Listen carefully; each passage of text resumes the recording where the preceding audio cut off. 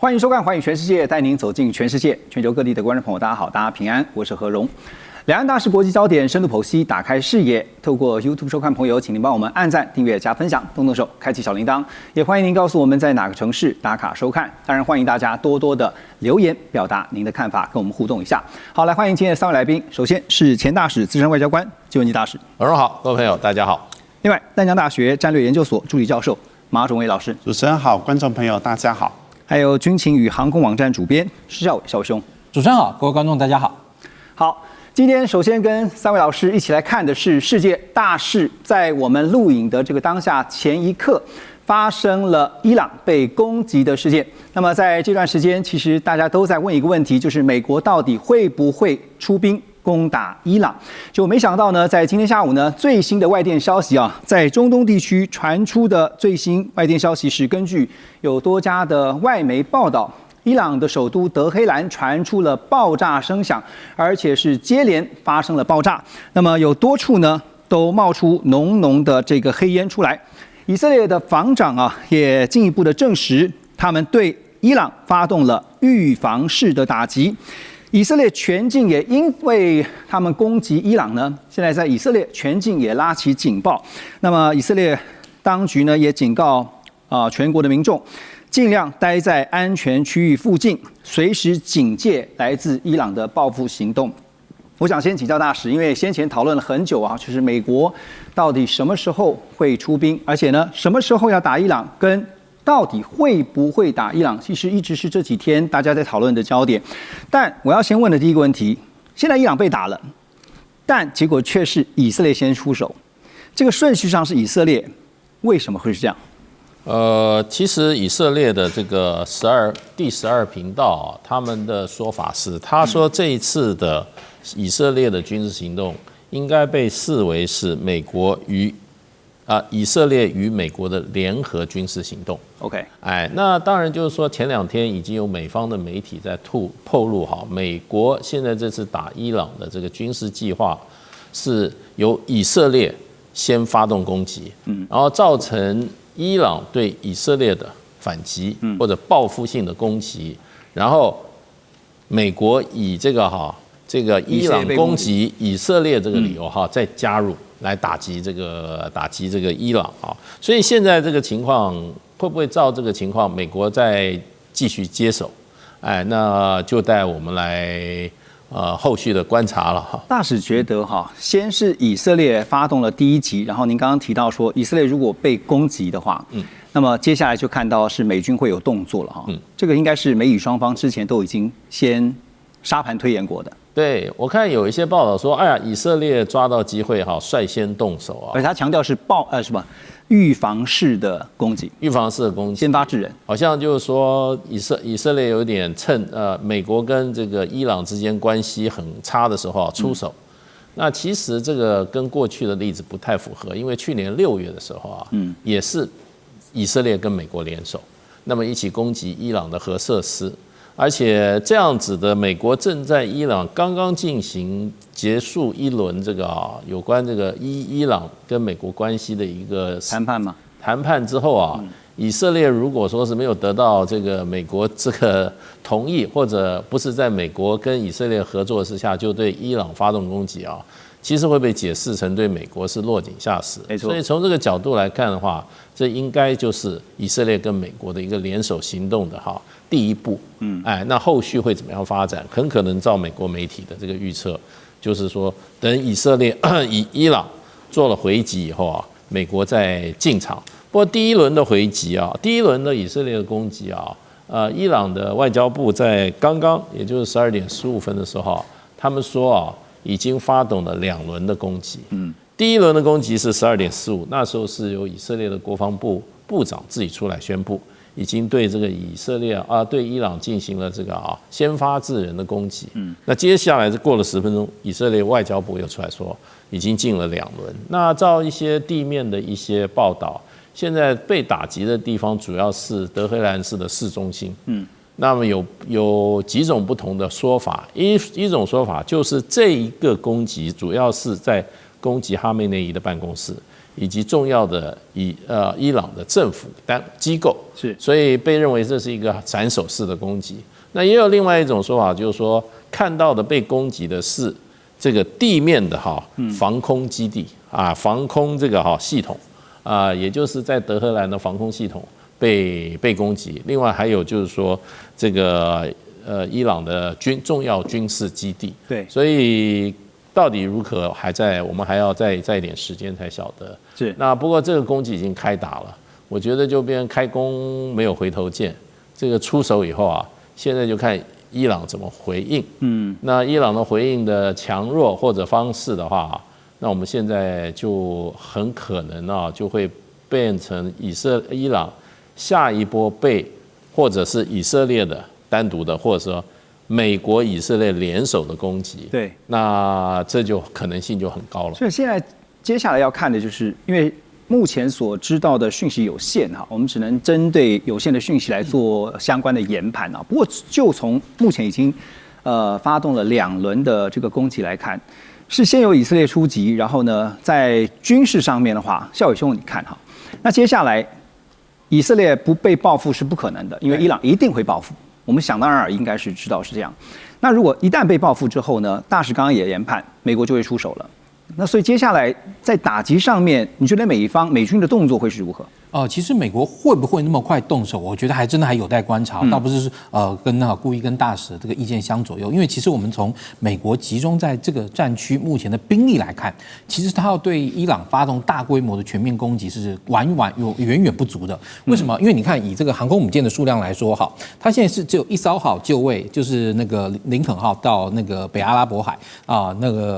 另外一艘福特号也是要在过去的路上，但对不起，因为最近有些状况嘛，那个船到塞浦路斯去了。那到塞浦路斯可能要把那个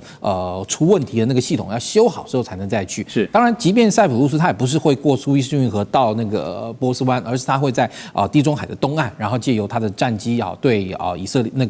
伊朗境内发动攻击。但是如果说今天我们把时间往回调23年。2003年的时候，当时美国准备要进攻这个伊拉克的时候，他当时是准备了5艘航空母舰对，数量相当的多。那你说5艘，那现在等于只有1+1。虽然说那个时候美军的逆中战机没有像现在这么多那时候美军逆中战机数量非常少，但是现在美军它主要的那个战机都是以逆中战机为主，但是也还是不可小觑，就是伊朗它用地对地弹道飞弹回击的能力其实很强，而且在上一波我们那个讲到以色列跟伊朗的这个冲突之中，就看到伊朗其实已经很清楚的告诉以色列，伊朗的那个高超音速的飞弹可以穿透以色列的防空网。当然打得准打不准是另外一回事。其实这种高超音速飞弹一定要配备核子弹头，它打下去才有意义。为什么？因为它其实在那个弹道末端的时候，很容易因为一点偏差而产生比较大的这个偏移，没有办法精准的击中目标。在这个时候，如果你以战术打击的角度来说，它的意义是不大的。但这个时候我们刚刚讲到，就是说好，那既然以色列伊朗一定会回击，而且伊朗弹道飞弹的这个跟高超音速的这个飞弹的反击能力很强，那美国在这个区域中集中的这个兵力跟数量，其实都还双双不足。再加上其实前几天我们看到美国已经训令使馆人员这个在以色列的，如果你要走，你赶快走等等。然后另外像巴林的这个美国第5舰队，其实这个那个舰艇基本上能动的也都已经离开了这个巴林港其实目前巴林港真空状态，因为巴林其实离伊朗非常非常的近我记得我们那时候从巴林飞那个美国的这个罗斯福号航空母舰，大概才飞了30几分钟就飞到了。然后那其实，在我们当时降落到罗斯福号的位置，再过去没多久，100多里外就是伊朗的这个领土。所以其实从巴林跟伊朗的这样一个距离来看，美国把巴林这个地方撤空是绝对合理的，就降低被攻击的风险。对，降低被攻击。然后你整体来看，你说今天这个以色列动手了，美国会不会马上动手？我个人认为不敢讲一定准，但是我个人认为他一定会在等到以色列跟这个伊朗之间再缠斗一段时间之后，然后那个时候美国才会决定出手。如果今天因为今天美国是超级大国伊朗它其实本身是一个军事实力上来说虽然说它的海空军跟在美国军面前完全是没有什么战术价值，但是它拥有非常数量庞大的地对地弹道飞弹。那这个时候如果他决定对周边这个完全不要命的这样的反击的话，美国跟以色列也不见得挡得住。上次我们刚刚讲那个伊朗的这个飞弹，以色列已经不是完全挡得住楚。那这个时候，如果今天伊朗又要攻击像巴林，或者说像其他那阿联的这些美国这个基地，对不对？然后那这时候，如果美国没有办法完全抵挡的话，那对于美国的这个面子来说，绝对是挂不住的。所以我个人认为，美国会再稍微观察一段时间，也就是当以色列跟伊朗之间的攻击，当然如果以色列被伊朗反击得很惨，我相信美国那时候一定会出手相助。为什么？因为以色列是他在中东没错非常重要的盟邦，美国绝对不会坐视不管嘛。对，然后但是如果说今天以色列打得很顺，我觉得会像上次那个模式一样，就是等到以色列把这个基本上伊朗的相关的这个防空抵抗能力或是一些重要抵抗设施都清空的差不多的时候，那个时候美国再下去踹最后一脚，就是既能够达到美国跟以色列站在一起，又能够让美军在战争中的损失降到最低。其实你可以看到川普上来虽然说对外有这种小动兵的这样的态势，但是他很重视军队的这个安全性，伤损了。对，伤损就是损伤的部分来说，其实川普还蛮在意的，也就是他希望他的军事行动尽量不要有他的人员损伤。这也是你可以看到美国现在这个在武器发展上尽量朝向一些什么无人化、中程僚机啊等等这些努力去发展，一个很重要的一个趋势的一个原因是。OK， 所以也就是说，现在我们看到的是以色列，他等于是打头阵，他发动第一波，但是呢，美国准备在后面视情况而决定看如何发动第二波啊。先前我记得在以色列跟伊朗之间的这个互相你说对打的过程当中，也看到了伊朗的飞弹确实造成了以色列包括铁穹系统的这个100%的防御率的神话被打破。那表示说呢，伊朗是耐得住打，而且也可以去造成这个他的敌手能够有一些损伤的。所以现在问题来了，就是说这个事情已经发生了，伊朗的德黑兰就是他们的首都，现在已经被至少攻击了几轮的攻击。那现在呢，换成伊朗，他接下来的动作就很重要了，因为接下来伊朗会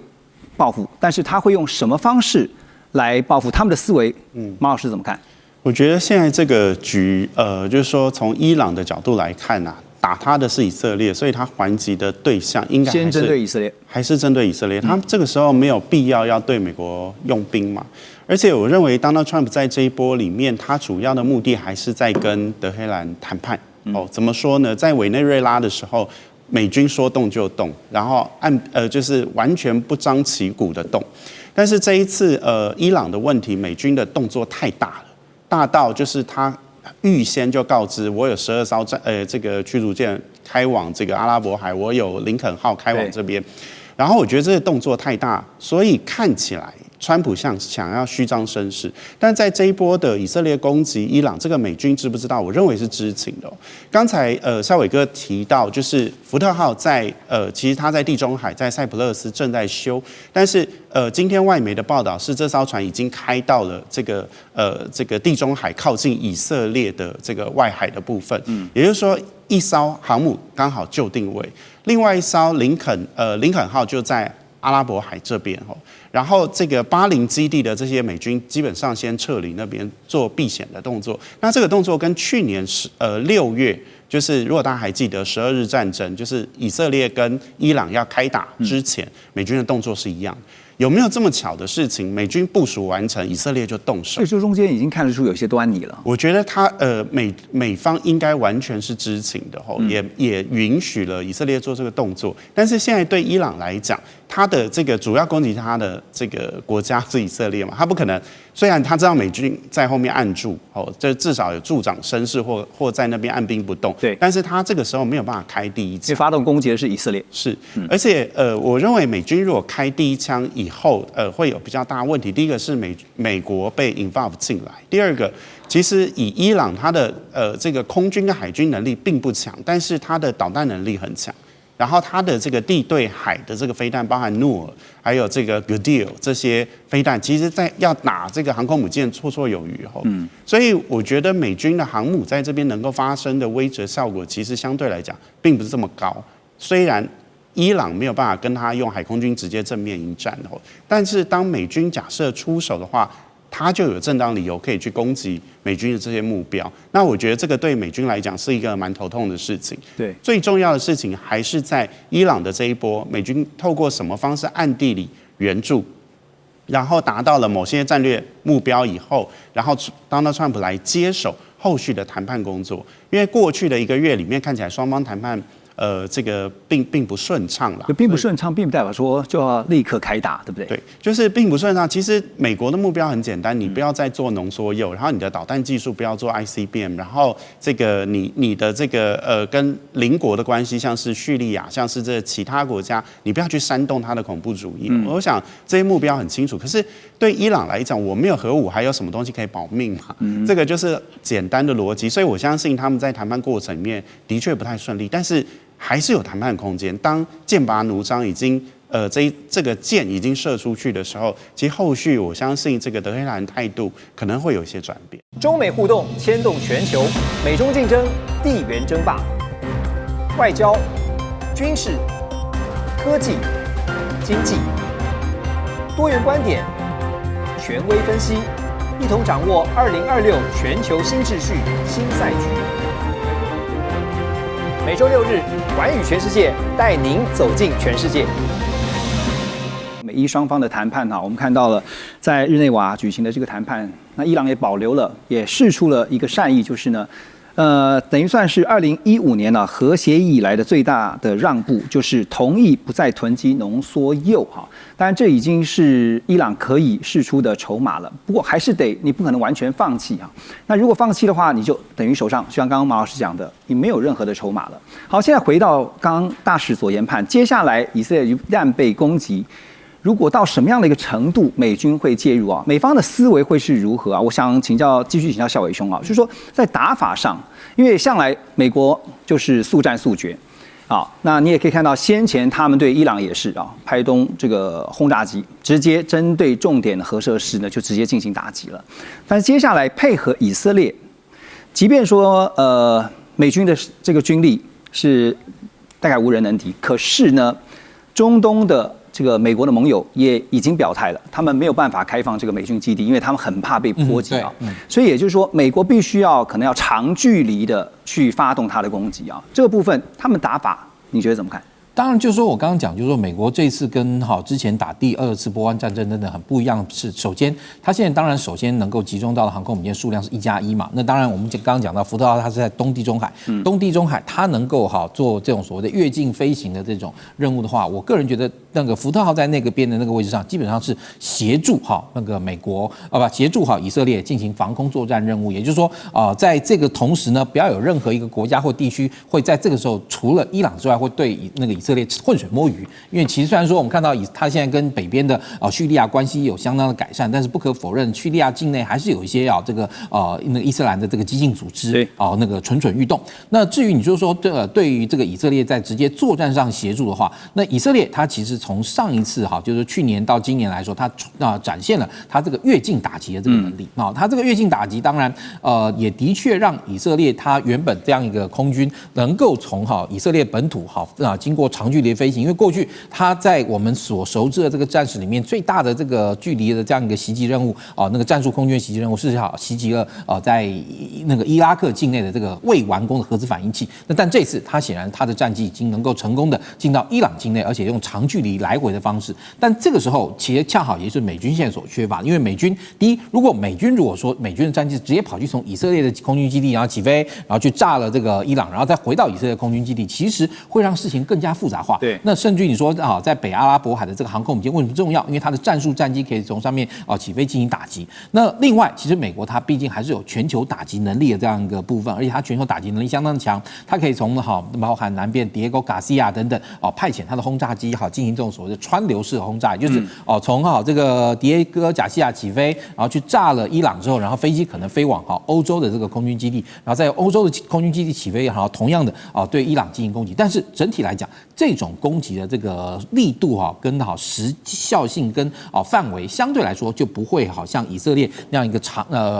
时时刻刻的这样一个打击性的那么强。为什么？因为我们讲到轰炸机虽然疑似它的载弹量很大，但是现在的轰炸机已经不像过去采用这种种地毯式毁灭性轰炸，而是携带精准导引武器做这个精准导引攻击担任这种所谓的这个精准导引炸弹卡车的这样一个任务。但是相对来说，它的这个任务的这个频密度也会因为它携带这个精准导引武器，然后第一价格昂贵，第二它所携带每一架单机所能够携带数量是有极限度的，因此它并没有办法像以色列可能经常性的这样发动长时间攻击。那我个人认为，大概最大可能性，也就是还是要在当以色列对伊朗的袭击任务产生了重大效果的时候，那这个时候美国在比较象征性的去进行一个比较深度性的一个攻击，例如像以色列战术战机可以攻击这个核设施附近的这个周边，但是真正核设施最核心的这个部分可能在深入地下部分，还是要美军的轰炸机，然后透过这种钻地炸弹或者是重磅的这种那个 buster 这种所谓的这个碉堡克星这一类的这种炸弹呢，从轰炸机上投下来之后，然后进行这个毁灭性的这样的攻击，才是比较可能未来将来这个战争进行的方式。你要说美军的战机大量的以战术战机攻进这个伊朗，然后去寻找目标攻打击，这个可能性，我个人觉得目前看起来可能不高啦。对，因为他现在必须要管控，就是说不让这个战火蔓延到旁边这些，尤其是美国的中东盟友们所以现在问题来就在于关键决定就在川普如何去指挥调度美军应该有的军事行动。好，那现在呢，川普在这两天其实也听到他对于伊朗的议题这个局势呢，他讲了一句很关键的话，他就被媒体问到的时候，他说真的可能不得不动武。话才刚讲没多久今天就看到了这个伊朗的德黑兰，伊朗被攻击了，但是是由以色列先出手。好，那这个谈判呢，我们也知道这几天一直都在进行当中，在日内瓦的这个谈判第3轮的间接会谈，其实谈的虽然没有具体成果，但是有一个让人觉得至少还有谈下去的一个希望，就是反正这次谈不拢，就再改另外一个时间、另外一个地点来谈。那担任调停人的阿曼外长他也透露说，就是刚刚提到的，伊朗其实有做出了一个很重大的让步也就是同意不再囤积浓缩铀。不过回到川普本人，他也表达了，他说他还是不满意因为呢，他也是保留着态度他说伊朗长期从事恶意行为，那他即将要针对处置伊朗做出重大的决定。结果马上就听到了伊朗被攻击，但不是美国出手，而是以色列。不过现在刚刚提到了管控，就不让这个战火蔓延，会像先前的，就是以色列跟伊朗之间打个几天然后结束，还是有可能这个会因为这样子蔓延到其他中东盟友最害怕的，就是他们被波及。现在美军基地虽然不使用了，大使，可是就算从长程攻击，那伊朗他如果认为就是美方在后面，就像您刚刚提到的，美以双方一定是讨论好了顺序该如何，然后他对于美方采取的报复行动，只要造成美方的伤损，就算他被打得很惨，他至少也能够换得一些代价。怎么看？现在球是在这个伊朗这边看伊朗要用什么程度来回击了。因为上一次的话是去年12月的时候，当时以色列跟美国攻击这个伊朗的时候，没有打德黑兰，他打的是在这个德黑兰以外的这个伊朗的这个核子研发基地，对，他用的是钻地弹嘛。那所以这一次，如果说它是一种斩首式攻击的话，那就要看现在伊朗他有什么方式回应。我觉得他回应以色列的方式可能会比较直接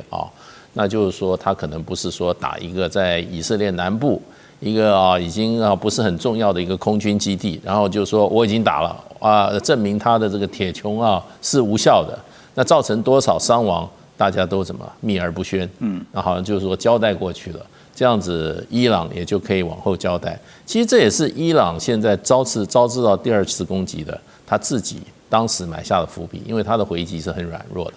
那这次应该不一样了。这一次就看他怎么回击了这个是我觉得会影响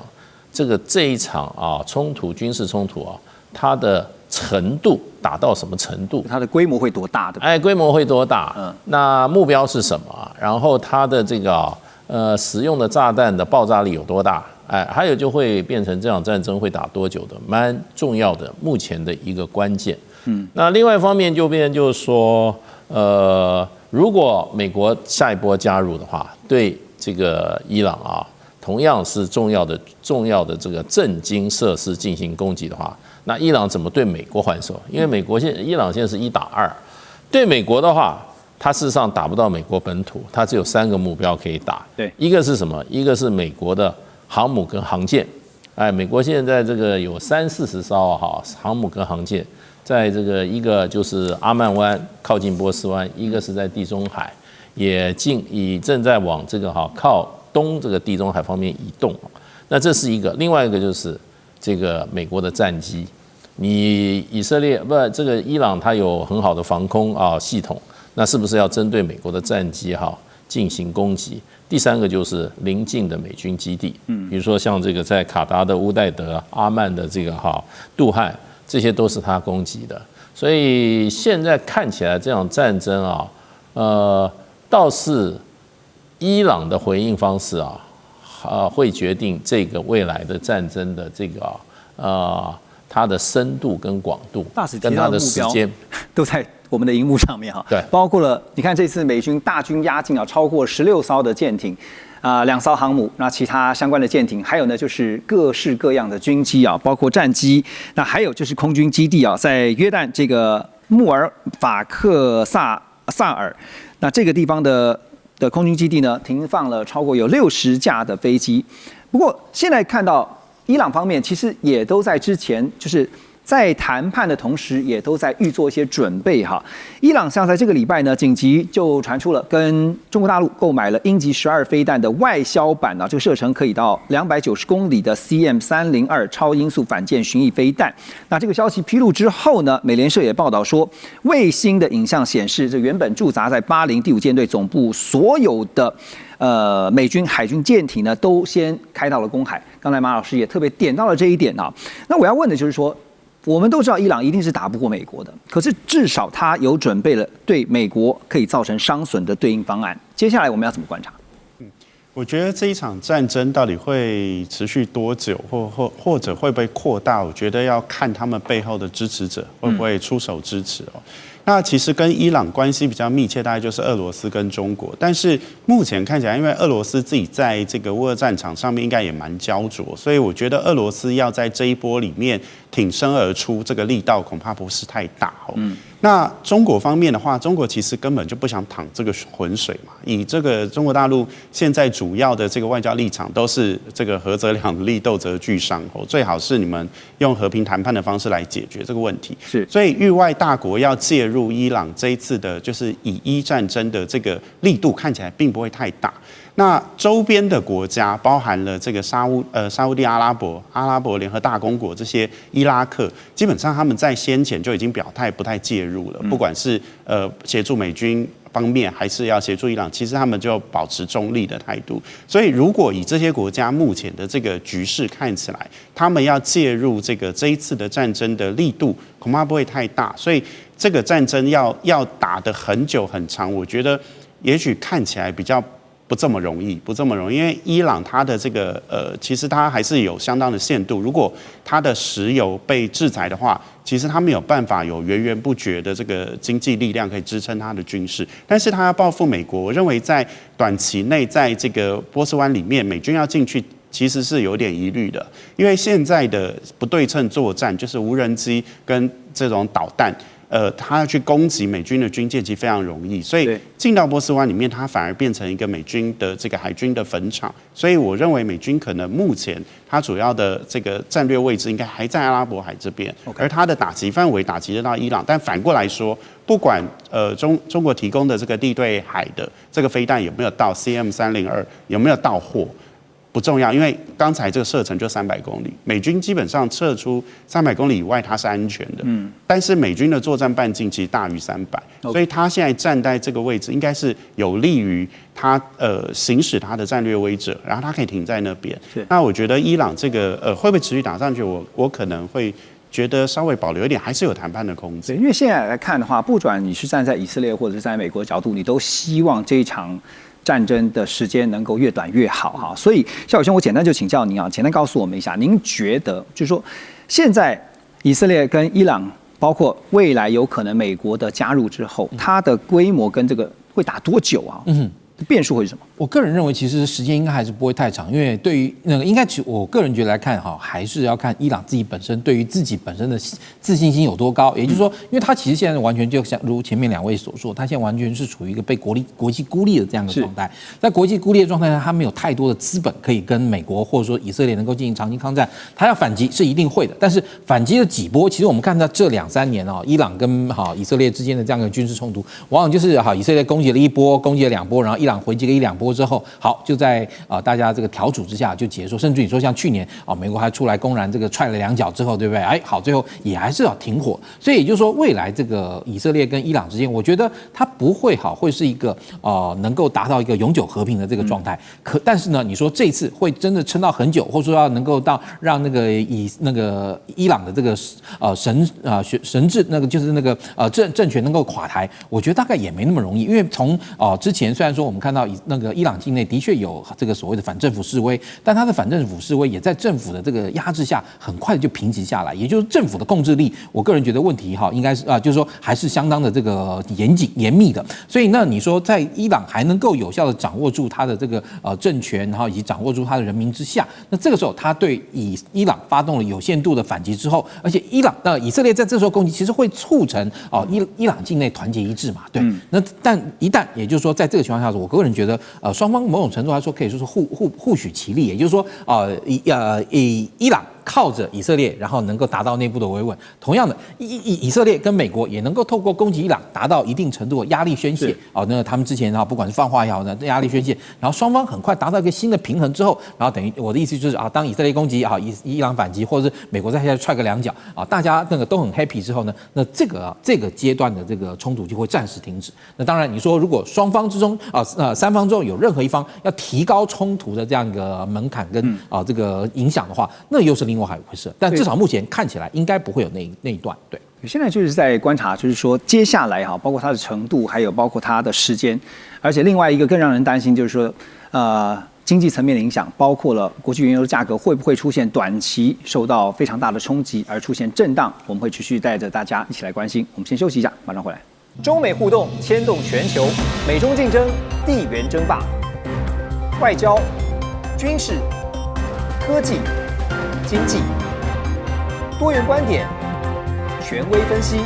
一同掌握2026全球新秩序、新赛局。每周6日，寰宇全世界带您走进全世界。